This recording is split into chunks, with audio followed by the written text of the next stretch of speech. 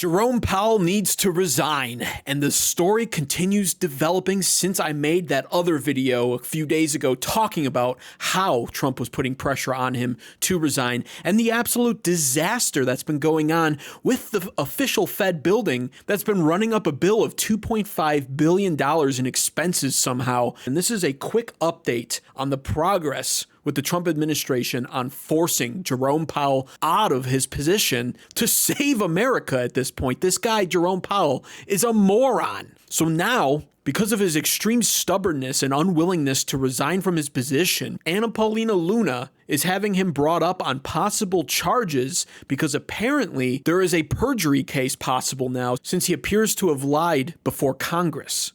Congresswoman, you know, the complaint refers to that June 25th meeting, testimony, Jay Powell before the Senate Committee on Banking, Housing, and Urban Affairs. Walk us through exactly what happened there. Yeah, of course. And thank you so much for having me back on, Charles. You know, this does not make me happy to do. Perjury is a very serious charge. 18 U.S. Code 1001 says that anyone who lies to Congress or perjures themselves, it comes with up to $250,000 fine and up to 7 years in prison. But ultimately, this has to do with the renovations that Powell greenlit without the authority or oversight of a design review board. What I can tell you is, you know, him saying that $700 million over budget is something minimal. Meanwhile, you could have a number of buildings built for that price. And it seems like, you know, right now we're seeing obviously inflation that he really has refused to address.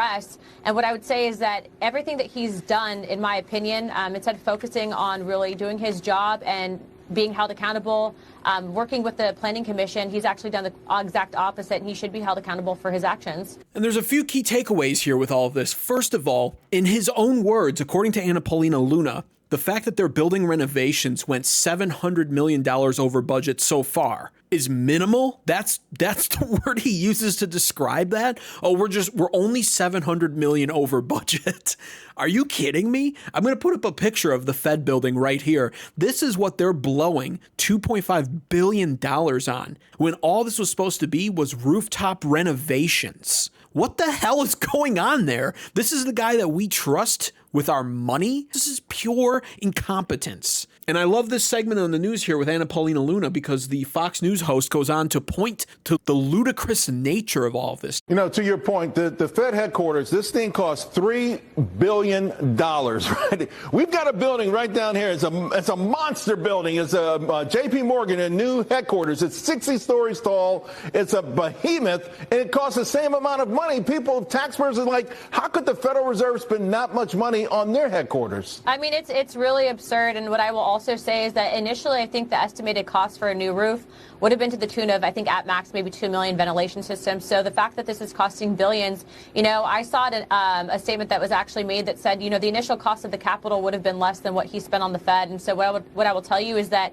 unfortunately, in Washington, you get people in positions of power who don't feel that they're accountable or need to answer to people, and they're being irresponsible with the money. And this is the guy that's supposed to be in charge of managing all of our money. So I hear that there's a lot of good people lining up for that job. Again, this doesn't make me happy to do, but unfortunately, he lied to Congress, and he should be held accountable. She may feel it's the professional thing to say for her that it doesn't make her happy to bring up Jerome Powell on possible perjury charges. But for me, listening to this, I am thrilled to hear this. This guy has to go. He's hurting all of America at this point by not lowering the interest rates to make them more appropriate for where inflation is currently at. And now there's breaking news that came in just a few hours ago today. Just in, Federal Housing Director Bill Pult and Trump Deputy Chief of Staff James Blair will tour the Federal Reserve headquarters' $2.5 billion renovations on Thursday. Jerome Powell's team finally caved. There should be nothing to hide. I completely agree with that, and I can't wait to see what the findings are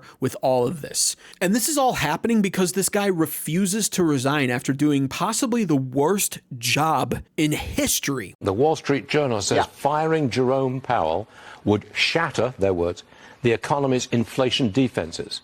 Steve, we don't know if the president can or will fire Powell. But what do you think of the idea of Trump setting up a shadow Fed? I've heard a lot about this. What do you think? Yeah, look, by all means, Mr. President, put Kevin Hassett or Larry Kudlow or Art Lapper or some of these brilliant economists, name them soon to be the replacement for Jerome Powell. He is out, I think, was it March, April, or May or something like that, early next year.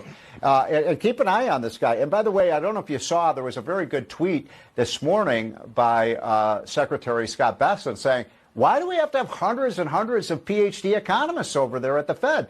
Stuart, do you have any idea what those people do? I mean, and yet one other point.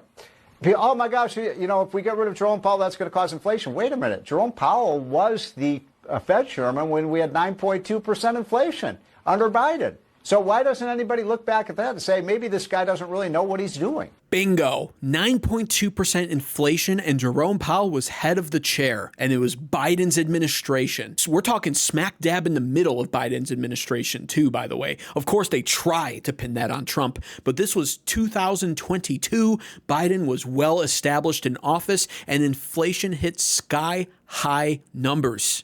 And yes, Jerome Powell was sitting there, probably looking around the Fed building going, this place needs some renovations, about $3 billion worth. That's what he's done. Absolutely nothing. And like Paulina Luna said, he is just truly above reproach when it comes to this. He feels he just doesn't deserve to be held accountable to the American people over this when he's the one negatively affecting Americans, the housing market, everything because of these interest rates. And now the thing is, President Donald Trump has spoken on this today, talking about how Jerome Powell, truthfully, should lower our interest rates down to 1 point. The job he's done is just terrible. We should be at 1%. We should be leading the world. Instead, we're paying 4%. And if you look at what that means, that's over $1 trillion in interest that we have to pay. That with the striking of a pen, we would be saving more than $1 trillion.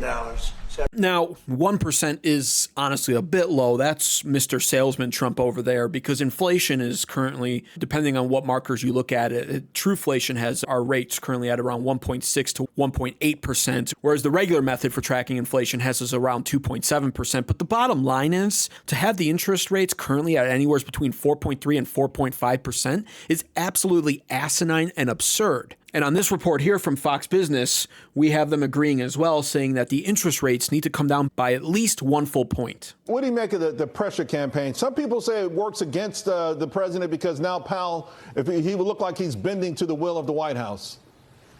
Well, it's not bending the will to the White House. It's bending the will to the economic facts and realities of the ground. Here's the truth, Charles. The New York Federal Reserve has its own estimate of what they call the natural rate of interest. That's the interest rate from the Fed that neither slows down nor speeds up the economy. Their model says that the Fed's rate right now should be 3.3%. Where is Jerome Powell keeping it? 4.3%, a full percentage point above where rates actually should be.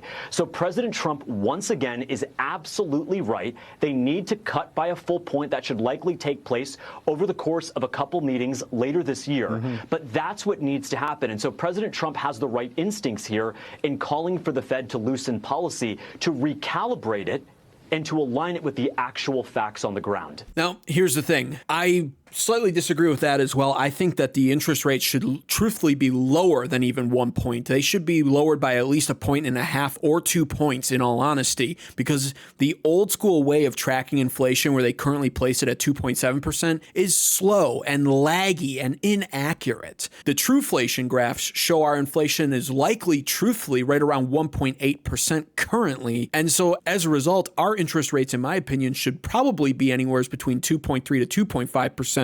But that's basing it off of Trueflation, and liberals hate doing that because they like the laggier, outdated measurement approach that points to inflation going up slightly this past month to 2.7%, because they cannot acknowledge that President Donald Trump is in fact doing a good job with our economy. And the bottom line is that reporter said that later on this year, months from now, they'll have this conversation where Jerome will cave and lower the interest rates by a point. That's not good enough at this point. Like I said, it needs to come down more than a point anyway, and it should not be taking this long. These interest rates should have been cut already 2 months ago, let alone months from now. Everything about Jerome Powell is truly too late. And while this perjury thing that Paulina Luna is placing before the Trump Department of Justice is probably just a pressure campaign to get Jerome Powell to resign since he downright refuses to do so, I think ultimately it's for the best, and Jerome Powell needs to resign immediately. He's grossly mismanaged the renovations of the Fed building, costing America excessive amounts of more money than he should have, which proves that he doesn't handle money well and doesn't belong in his position. And then he downright has likely lied before Congress about all of it. Now he's under pressure and scrutiny. They're going to be touring the Fed building. I truly hope that they actually find a bunch of nonsense in that building and use it as a means to oust him, because he deserves to be removed. And honestly, at this point, I'm almost at the point where I say Trump needs to end the Fed outright. Our money's not backed by gold anymore. In fact, because of President Donald Trump and the Genius Act and the Clarity Act, we're going to be backing our US dollar and using treasury bonds to back stable coins and crypto. We're moving more towards that direction anyway now. What purpose does the Fed even serve at this point other than, under people like Jerome Powell, hurting Americans? But let me know what you think. Subscribe to this channel, American Advocates, for more content like this, especially if this is not your first time watching a video of mine. Don't be too late to subscribe to this channel, just like Jerome Powell has been massively too late to lower those interest rates. Subscribe now and like the video. Thanks for watching.